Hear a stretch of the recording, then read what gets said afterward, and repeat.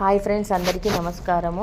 నేను రాహుకాల దీపం ముట్టిస్తున్నాను. రాహుకాల దీపంని నిమ్మకాయ దీపం అని కూడా అంటారు.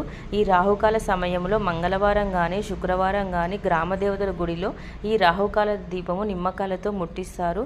మనం సరస్వతి, లక్ష్మీదేవి అలాంటి గుడిలో ముట్టియరాదు. పోచమ్మ గుడి, దుర్గమ్మ గుడి, గ్రామదేవతల గుడిలో మాత్రమే ఈ రాహుకాల దీపం వెలిగించాలి.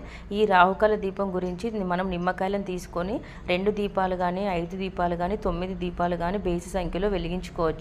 ఈ నిమ్మకాయలను కట్ చేసుకొని రసం పిండుకోవాలి. ఆ రసాన్ని ఎవరి తొక్కని ప్రదేశంలో పోయాలి. నేనైతే 9 ముట్టించాను. ఈ 9ని రసం పిండిన తర్వాత రివర్స్ తిప్పాలి. తిప్పి వాటిని రెడీ పెట్టుకోవాలి. ఈ గుడికి వెళ్ళిన తర్వాత నేలను నీటితో కడిగి నేలపైన దీపం వెలిగించరాదు.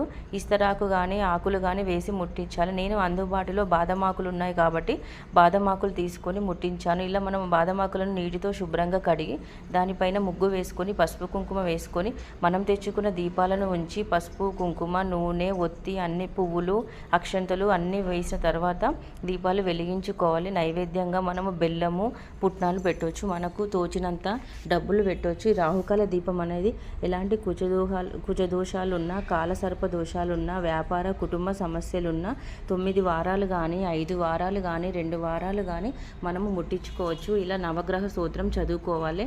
సూర్య చంద్ర కుజ 9 నవగ్రహాలు ఉంటాయి, చదువుకోవాలి. లేదంటే ఆదిత్యాయ సోమాయ అని చదువుకోవచ్చు. ప్లీజ్ సబ్స్క్రైబ్ చేసుకోండి ఫ్రెండ్స్.